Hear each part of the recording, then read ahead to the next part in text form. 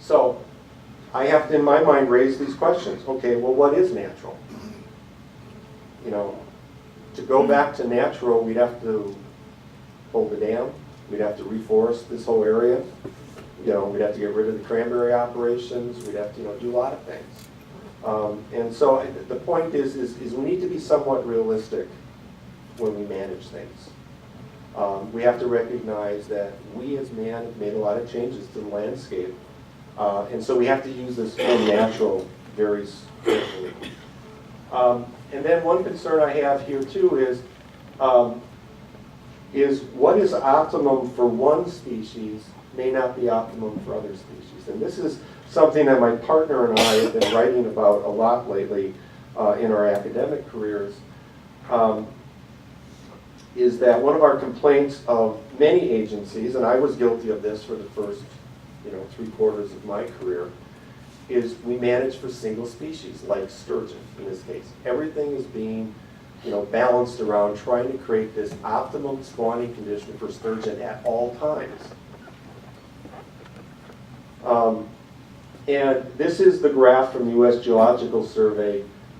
Again, they're showing two things on one graph. So the green line here is lake level, but let's focus on these colored lines in the bottom. The blue is the existing discharges from Xcel Energy's dam, and then these other lines were their estimates of what the natural flow should be if the dam wasn't there. And again, let's pull up the DNR's table of what they propose. I drew this red line in here of 100 CFS. And you notice that even under natural conditions, if the dam wasn't there, we would drop below 100 CFS some of the time. We have droughts. Now, for some species, and I remember the drought of 2005. It was tough on a lot of things. A lot of fish, a lot of invertebrates, a lot of trees and shrubs. But there are some winners in droughts too. There are a number of wetland species, for example, that only show up during droughts. What happens is they have a seed that sits in the bottom muds until it's exposed. An example of it would be the plant arrowhead. It will sprout during a drought period. It'll last for 4 or 5 years once it's been flooded again, and then it dies back. And then it sort of waits for the next drought to kind of re-expose its seed. And so we have a problem with this idea of let's manage optimally for one species, because you may be hurting other species in the process. And ideally, what you should be doing is managing for a community. Now, to defend managers of the past, they didn't have the tools to do this. Luckily, my partner and I, through our university work, a couple years ago, we were given a National Science Foundation grant to see could we develop tools to manage whole communities, where what you could do is you could look at, as I manage for one species, how does that impact other species? And look at it all together. You couldn't do this 20 years ago. We can do it today because of advancements in mathematics and basically computers. I can carry around my laptop that, is the equivalent of a supercomputer 30 years ago. And so today we can do that. And so we feel strongly that that's really how this system should be looked at. And you in this room should be part of that analysis too. Because we've made the argument that things like economics should also be factored into all of that. As I manage for one species, how does it affect the economics of a community, for example?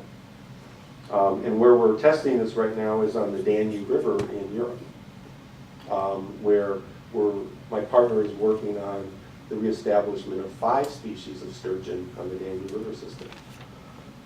But we're also looking at, what's the balances of managing for these. So,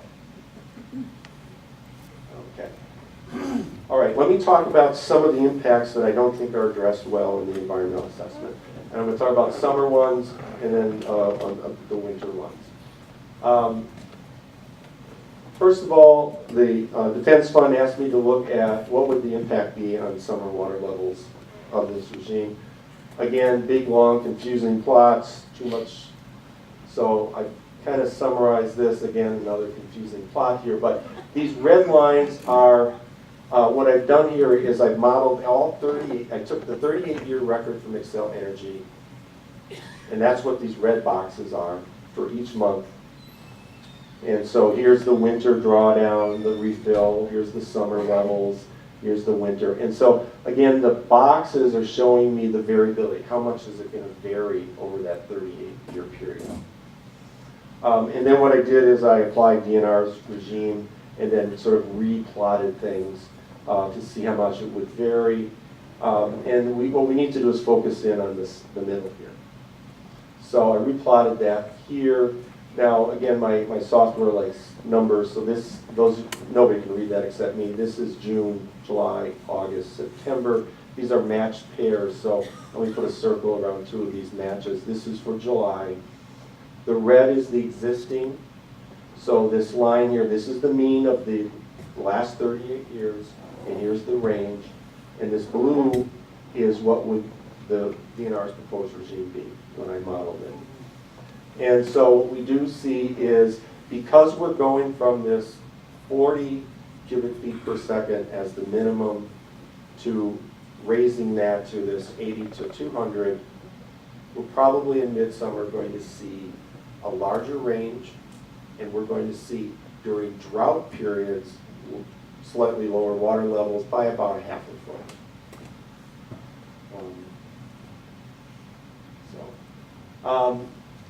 Aquatic plants, DNR mentions in their aquatic plants only in the perspective of having more plants in the lake will help protect some of the shorelines from wave erosion, and that's true. But let's talk a little more about aquatic plants. There's a number of species and some very nice ones, and unfortunately a couple exotics are starting to show up here in the system. You have curly-leaf pondweed, which is a plant from Europe. Is fairly well established in a few of the lakes, and it's my understanding that Eurasian water milfoil is just starting to pop its head in here. That is a real nasty exotic species. So one of the unique things on the chain of the lakes here is that you don't have a lot of aquatic plants for two reasons. One is this is an area of a lot of sand. You know, these aren't real productive lakes. So, you know, many of you have the benefit, and that's probably why you came here, is that you have a lot of nice sand, gravel shorelines. You know, this is a perfect place to have a swimming beach. But there's another issue here in that the winter drawdown affects the abundance of plants too.